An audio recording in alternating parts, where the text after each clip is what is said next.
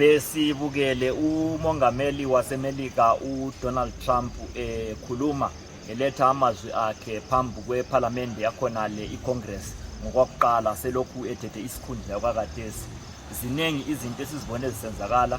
Okwakuqala sinanzelele ukuthi ubephethe amazwi okusola, amazwi okuchothoza kulo osanda kuchiya isikhundla sokuba ngumongameli uJoe Biden. Kusethusile khona lokhu ngoba kakwandanga kwelase-America ukuthi abantu nxa bechiyelene ihofisi betholakale sebechothozana emphakathini. Kwande ukuthi lokho kuphele nxa isikhathi sokhetho sesithe sedlula. Kwethusile kakhulu. Okunye njalo esikunanzeleleyo ukuthi umongameli uTrump ukhulume ngendaba zokuthi bona njengelizwe leMelika sebephuma ekufakeni imali zabo kunhlanganiso ye-World Health Organization kanye lenhlanganiso kumbe ngithi isivumelwano se-Paris Agreement lapho kwavunyelwana khona ukuthi amazwe ahlanganise izimali zawo ukuze alwise ukuguquka komumo womkhathi. Nxa kungaqhubeka kusiya phambili ilizwe leMelika lisithi lona lisazi ukufaka imali yayo ku-World Health Organization, lokhu kutsho ukuthi thina esemazweni angapha ngakwele Africa sizabona ukudubeka okukhulu kakhulu. Abantu sebehlangana lemikhuhlane ethize, ikakhulu imikhuhlane egoqela ufuba, i-tuberculosis, imalaria, uqhuqho, ingculaza ye-HIV kunye leminye imikhuhlane engathelelwanayo. Sesizayibona isimemetheka, abantu abaningi sebegula beze befe ngenxa yayena leyo mkhuhlane nxa kuyikuthi i-World Health Organization izabe ingasasondeli.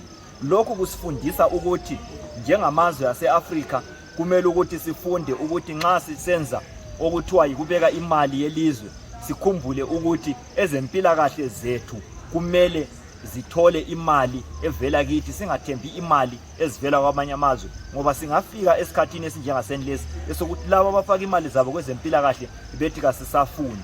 Okunye njalo esikubonileyo sakuzwa khona phana enkulumeni kamongameli uTrump ukuthi uthi bona njengeMelika sebezimisele ukuthi badlale eyabo indima ekuqedweni kwempi ekhona phakathi kweRussia leUkraine. Kuyinto enhle ukuthi ilizwe lase-Ukraine leleRussia litholakale selingasela zimpi, sokungasela mbhobho ekhalayo. Sonke ngaphansi komhlaba siyakufisa ukuthi kungabi lakho khona lokhu okuyizimpi okunenginengi. Kodwa okumangalisayo ukuthi ilizwe laseMelika likhetha ukuthi lizaqeda impi ngokuthatha uhlangothi phakathi kwamazwe amabili alwayo.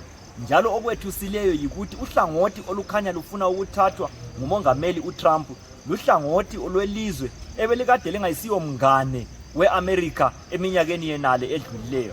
Bonke abangane be-America abase-Europe labakwezinye izindawo bame ngamuva kwe-Ukraine.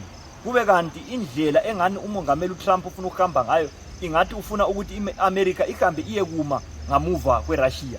Lokhu kusithiya sididekile ukuthi kambe nxa kuzathiwa kuyasombululwa le indaba kuzakuba lokuthula na, kumbe kuzathula impi yaseRussia le-Ukraine kuyeqala impi kwenye indawo njalo.